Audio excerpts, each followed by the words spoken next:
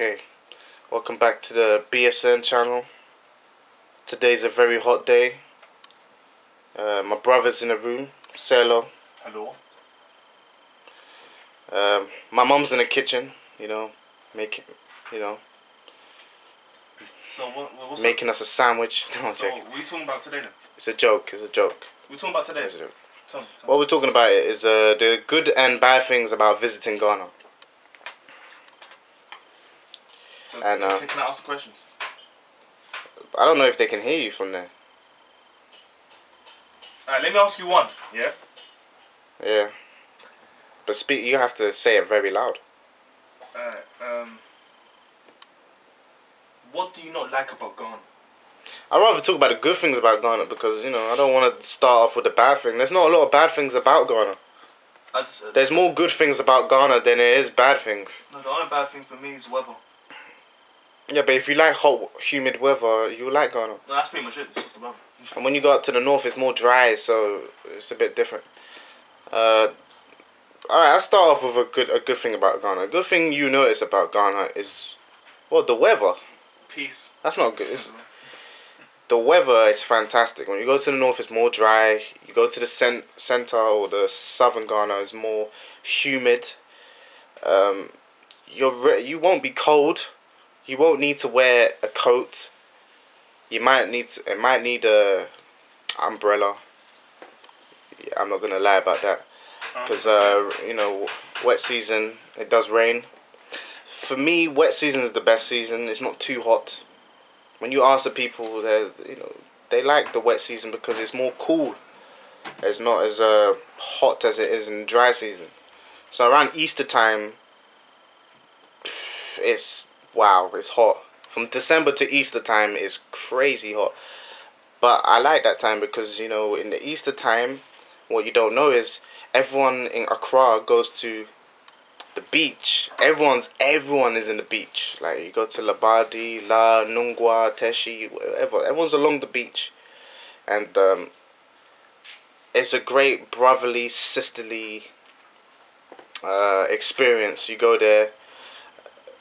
You get there, have fun. You see, everyone's there. There's girls there. There's boys there. People are literally wearing nothing. To be honest, it's so hot. You don't want to be wearing anything. If you've got weak skin and you're not used to the weather, bring some sun cream. I saw some white people there at Easter time on Labadi Beach, and I kid you not, they were going red. They looked like oven fried chicken. That's what they were looking like to me.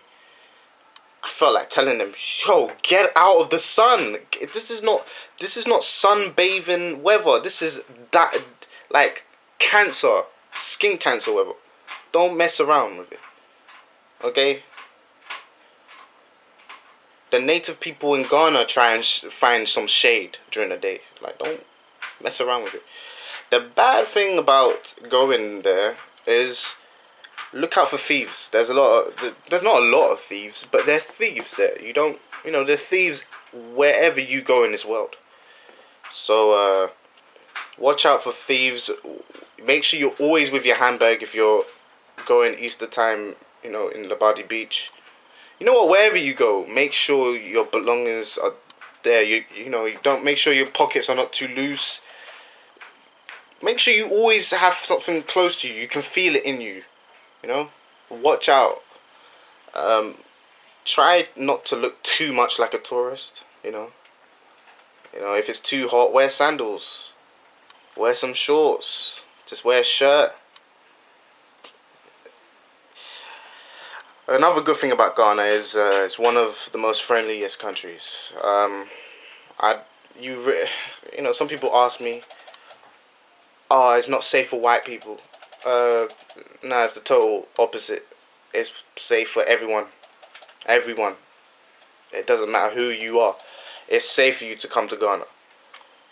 Obviously, there's certain things you should watch out. I'm not gonna lie to you. Like, if you're homosexual, keep those things private. It's not legal in Ghana to do homosexual things. So keep that to a private. Apart from that, it's a very, very tolerant society. They leave you alone. The people are so friendly. Sometimes they can be too friendly, but nevertheless, they're friendly. Taxi drivers. Yeah, I'll get on taxi drivers later. The best part for me in Ghana, yeah, is definitely the people. People are always, it reminds me of the old-fashioned society in the Western countries where people talk to each other. Everyone shares things. It's a country where you could stop in the middle of a village and ask someone. He might not even be able to speak English, but he will have the time to stop for you and see what's the matter. You know. There's even a lot of villages where you can stay in their village. You know, you ask the permission from the head of the village, or the main person of the village, or family, and you can stay in the village. It's traditional like that. I mean, in the city, it's more modern. We don't think like that. A bad thing about Ghana is probably the airport. Well, that's one bad thing about Ghana. It's not that bad. Just be prepared for chaos in the airport. It's not very organized. It's more organized when you're leaving Ghana than when you're coming to Ghana. That's just my experience. When I was younger, there used to be potholes in the runways. That's fixed now. There's no potholes in the runways. The thing I don't like about the airport is, no offense to the workers, it's not an easy job. They don't get paid a lot, but they're not the most friendliest people. I'm not gonna lie. The people at the airport, they're not the most friendliest people. It helps to make friends there, though. Make a bit friends. I hate to say it, money talks. Sorry, people. In Ghana, money talks. You got money, you get places. And don't look at me like I'm telling a lie. You know what I'm saying is right, okay? They do this thing, yeah, when you come out of the airport, where they randomly select you to go through your bag. That's normal in any airport. But it happens a lot in Ghana. Always with me. If I'm holding my mother's suitcase, they stop me. They let my mum go through, then they stop. And then they're like, well, my mum can't go. She can't leave her luggage. So she comes and says, that's mine. I said, oh, no, we're just, searching him, just to see what's in this. What you can do is, if you don't want him going through your stuff and you want to get out, because they'll make your time long, is give them a bit of change. I hate to say it. It works, They don't get paid the best and money talks. Obviously, I wouldn't be so exclusive about it. Just be a bit indirect. Just say, I don't advise you to do that. They're not bad. If you have nothing to hide, then let them search you. It's not a big deal. But I'm just warning you. When you arrive at the airport, prepare to be sweating. Because it is quite chaos. I'm not going to lie. Once you get out of the airport, it's not as bad as it used to be. You're going to find a lot of people out there. And what you usually see is you have people trying to offer you things, to do things for you, for a bit of change. They might not tell you that at first. At first they're like, oh, let me take your luggage. Oh, I'll find you a taxi. Oh, I do this, I do that, I do this. I don't know what to tell you about that. That's up to you. When I come to Ghana, I've got family there. My family are protective, straight. They brush them away. It's like, my family they're there. My cousins are there. I'm good. It would help if you had a friend in Ghana to meet you at the airport. Real talk. I'm not messing about. It's good to know people. If you don't, then you don't. It is what it is. But do be prepared to give them a bit of change. It was not a lot of money. It's a brotherly country. You do something to get something. So when someone does something and you feel they deserve something for it, you give them what you think they deserve.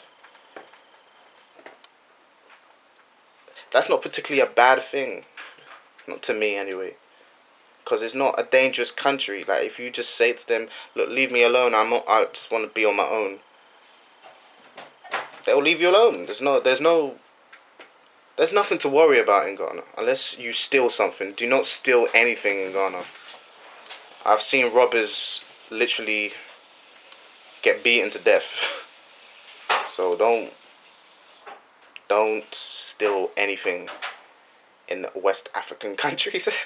It's looked down upon. In fact, if someone steals something from you and you can see him run away, you just have to shout, "Stop the thief!" And then they'll beat them down for you. You're like, "Hey, you stole something, you stole my stuff." Random strangers will just punch him to the ground.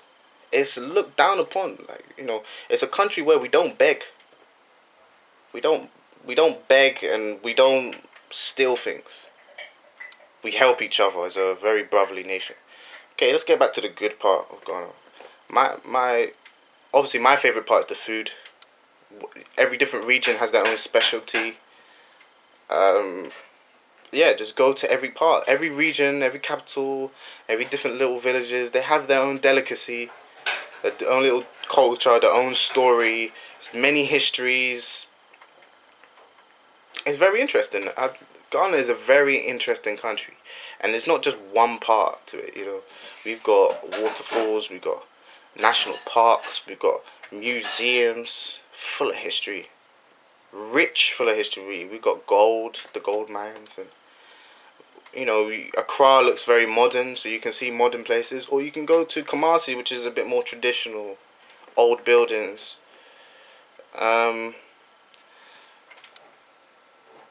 What's another good thing about Ghana? It's the fact that people share. So it's when you're in Ghana and you make friends with people and you see them eating, or when you're eating, they'll either ask you, "Oh, you're invited. Come and eat with me. You're invited." They really mean it. It's not a joke. It's a brotherly thing. You wash your hand. You join him. Share his food. Have his food. Or sometimes they might ask, "Am I invited?" Or you can say it to them. "Hey, you're invited." It's very polite to say that. "My friend, you're invited if you want." There's many good things about Ghana. I can't mention all of them in one video, but I like duality. I like saying the yin and yang of things. The bad and the good, because not everything's good in every country. Okay, so I know some people are gonna have a go at me about this, but I don't care. One of the bad things about Ghana is, though Ghanaians are very honest people, they're very honest people. Sometimes they can't take criticism or the truth about their country. Sometimes it's not truth, but they can't take. Sometimes Ghanaians can't take strong criticism of their culture. They're very protective over their culture. So if you see something you don't like, maybe you should keep it to yourself. If you don't like the food, keep it to yourself. People don't want to hear that. "Oh, that looks disgusting. I'm not eating that." That's disrespect. They don't want to even hear that. It's shameful. They don't like that. If you don't like the history, just don't be too harsh with your criticism. You can say, "I don't like it," but don't get into detail and stress it too much. Just say it once, and it is what it is. Mom, do you want to add anything to this? Yeah, Ghanaians can dish it out, but they don't want to Speak a bit louder, please. take it. So yeah, they're good at dishing it out. That's what I'm saying. So my mom's admitting that they're good at dishing out information or the truth, but sometimes they're not good at receiving it. It is what it is. Even amongst themselves, it's very true. Like, for example, my mum, yeah. Sometimes I might say the truth, but because in Ghanaian society, the elder person is always above. Even the person who's older than my mum is above my mum. That's just how it goes. And if I'm right, I still have to keep it to myself. She might be wrong, and I'll be like, no, mum, it's this way. My mum would be like, are you insulting me? No, I'm just telling you the truth. No, you're insulting me. I'm like, okay, this is a catch-22 situation. And she's saying, just give up or you're in trouble. I'm like, okay. It's like that. Or even my uncles are like that. You know, if you don't like some things, they'll look at you and be like, well, why are you like that for? I said, look, I'm just saying, I don't like banku and tilapia. It's not my fault. I like tilapia, but I don't like banku. It's just, they look at me like, what's wrong with you? What's another good thing about Ghana? Can you name a good thing about Ghana, Mom? Actually, no. Let me explain about the taxis. Let me advise you about the taxis. Yeah, if you're a tourist, get used to the fact that taxis are gonna bump the price. Yeah, get used to bargaining. If you don't speak the language. If you don't speak the language, get used to bargaining. They respect bargaining, you know. They might refuse, but you have to have some maneuvers. Yeah, my best maneuver is if you have a friend, get your friend or ask someone. Sometimes it's even cheaper to ask someone. Like, give them, I don't know, 50 pesoa.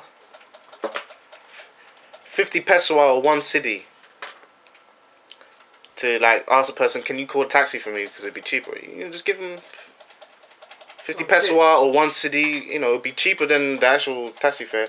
Let them agree the price. Then they'll turn around and ask you to come. Like, come. Look at the taxi driver's face when you come. He'll be like, oh my, I could have charged him more.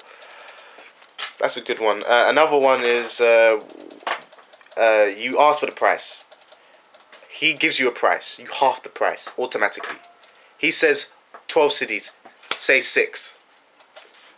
They'll say no. So, you gotta bring them down. Just be prepared to. If they're not gonna bring it down, walk away. Just say no. I'm fine.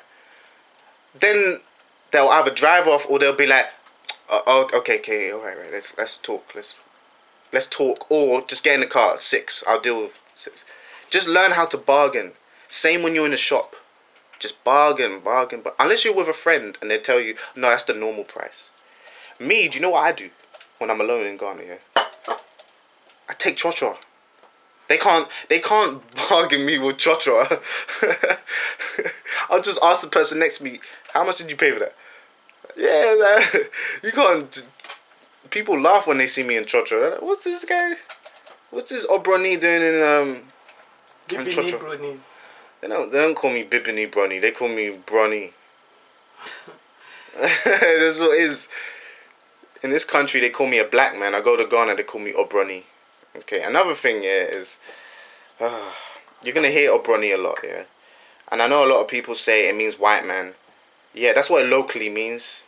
But linguistically, it means foreigner. I know a lot of people keep saying it means white man. Yeah, white is fita or fufu. That's white. Fufu, that's white. Obroni comes from bro. Bro meaning foreign. Abroad. Yeah, bro. It's quite similar to the English. Like brodier for plantain. Because it came from Portugal originally. And it was brought. It's a foreign thing. That's what it means. Brodier. Foreign thing. Yeah, plantain. They brought something from abroad. Exactly. Brodier. So it means foreign. Food. But because Brodier. Because anyone who's light-skinned in Ghana is considered white, those were the first foreigners. So therefore, white, foreigner, is the same thing. You're white, you're foreigner. Brony. So most of the foreigners are white. So Well, how come Jamaican people goes there and they are not called white? Some of the light-skinned ones are called Brony. Yeah, you're Brony. Yeah, but I'm talking about the dark ones. Dark ones. Yeah, and they are foreign. They are tourists. Yeah, they don't classify them as. It's not ignorance. Like, don't confuse it with. It's not malicious ignorance. It is ignorance to a certain degree. They look at image. Image is very important in Ghana. I hate to say it. Not like the way you dress and stuff, but your skin tone.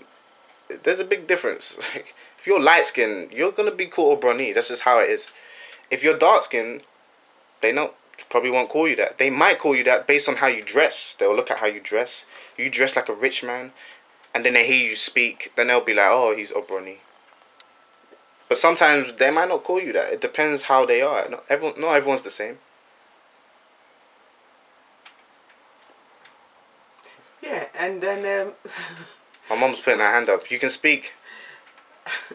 one, can I give a bit of comment here, because what I don't like about Ghana,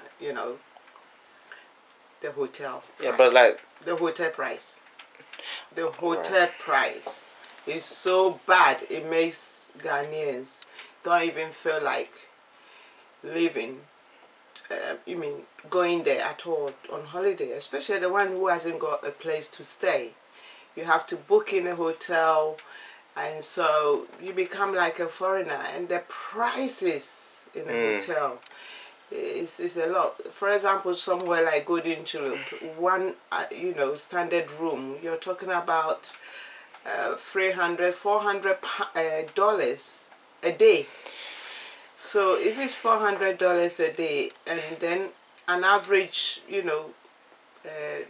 hotels, for the cheap hotels, you'd be talking about $200 a day, which is a lot of money. it's ridiculous. People. I mean, It's not on the potential to bring more tourists could be more if they make it cheaper. That's it, but I don't know why the tourists in that country is not organizing all this. It's very, very bad. It is bad because Very, if you look very at bad. the Greek islands, It's Zante, cheaper to go the there. Spanish islands, like Mallorca, Ibiza, they have cheap hotels, and all these white people Even traveling going out to there. US, going to America on holiday, for example, from London here, if I go to US, it's far cheaper. Plus, I can shop and buy clothes cheap and everything, because it's, we have pound sterling and it's higher rate. But you go to Ghana, the price for the hotel, I can go to Or to Thailand. even change money is ridiculous. Yeah, it's so ridiculous. much. It makes it so sad. But it's all about the hotel, the tourists. That's the reason why a lot of people don't like going there. I don't blame them. Yeah, the price is probably the worst thing about Ghana. Food is not a problem. You can get It any depends. food cheap. It depends how you live. If you go there and live like a Ghanaian, like a native Ghanaian, it'll be the cheapest holiday ever. But obviously, So, you don't want to get bitten by mosquitoes and stuff. You have to find a good staying place. with the relatives and that, and there's no mosquito spray or There's anything. no mosquito spray. There's just got a mosquito net. It's just The hotels is the one that puts me off because of what I do.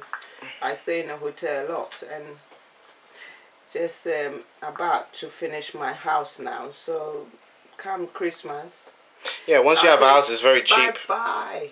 because you can buy your own food. You don't have to pay at the hotel. You can go there with £500 in your pocket and return ticket and spend, a couple of weeks there and feel good. That's why it's such a great retirement place.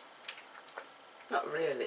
It's No, it is. holiday as well. It's a very pretty laid back. It's a great retirement place because it's relaxed. You get, no offense, I had to say it, but it's a country where you can get the housemaid to do everything you want. Oh yeah. I'm just being real. I mean, you got a houseboy, a house girl. They do. Yeah, but it doesn't matter. Oh, is that why you like Ghana? No, that's not why I like Ghana. But when you're old and frail, Okay. you don't want to be stuck in a Westerner's old person's home. Who wants to do that? I'd rather go back to Ghana. Beautiful weather, beautiful food. I'll get someone to be cooking for me. Obviously, I'll be paying them. Like, it's not slavery. Okay, you got people who are dying to get a job and work in someone's house. I'm being real. That's a good thing about Ghana. People are very humble, very humble.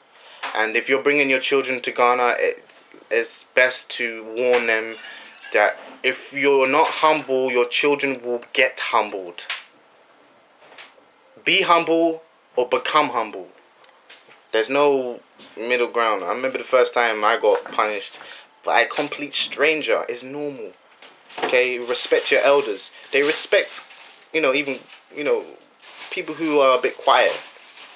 not too quiet. You know, then it makes you look weak. But what I'm saying is, don't have a bad attitude.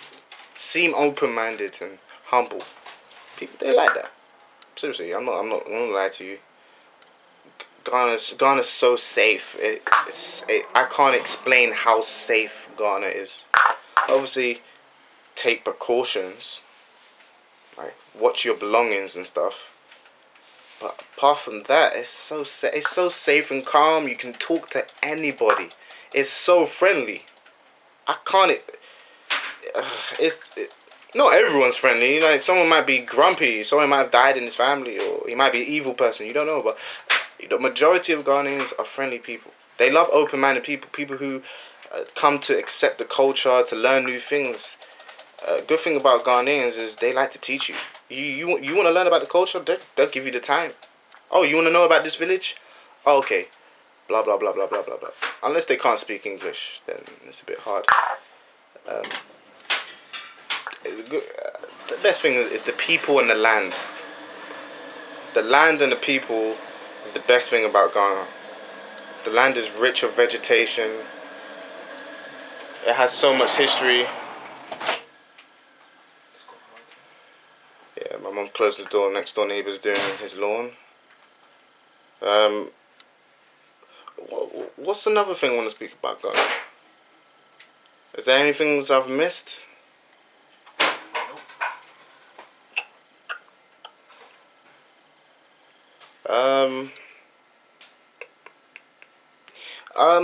Another thing, don't misunderstand people staring at you. It's normal. Yeah, don't react to it. When children come up to you, say, "Oh, brony, oh, brony." It's not a big deal. What I like to say is, "Bibini." So, it is what it is. You call me brony, I call you Bibini. It is what it is. It's always good to know a bit of tree, Etase, how are you? Or what to say, how are you? Boko, meaning I'm cool, I'm soft. That's what it means, I was soft. Or mehuye, I'm fine. Or you could just say, yeah, okay, I'm okay.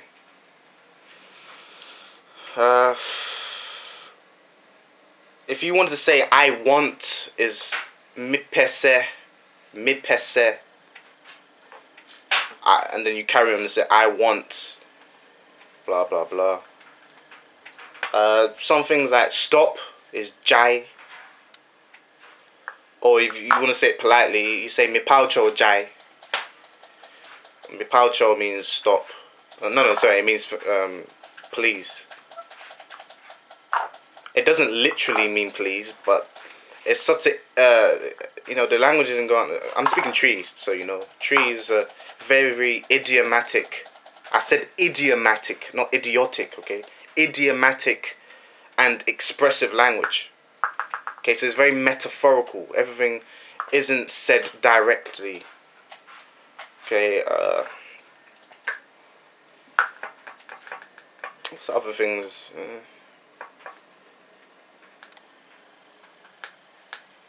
No, that's about it, really. I hope you enjoyed the video. I hope I didn't offend anyone. I don't like to say just the good things about stuff like that because, if you just say the good things, you're misleading people. Life is not all la la la la. You gotta say the bad stuff, okay? Just like you could go on the internet and the internet can give you so much information, but you have to warn people that you could get the wrong information, and sometimes the references are not really good sources, Or you can get viruses. There's a good and bad for every situation, and that's how the world goes, okay? That's why you have friction when you're running. There's always something opposing. That's how the world balances, I'm not going to get too deep into that.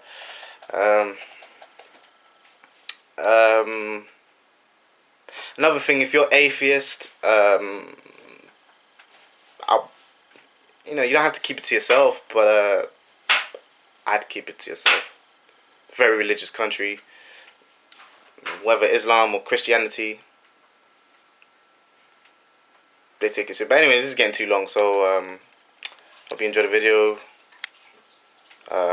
Like, if you don't like it, dislike, subscribe. Peace.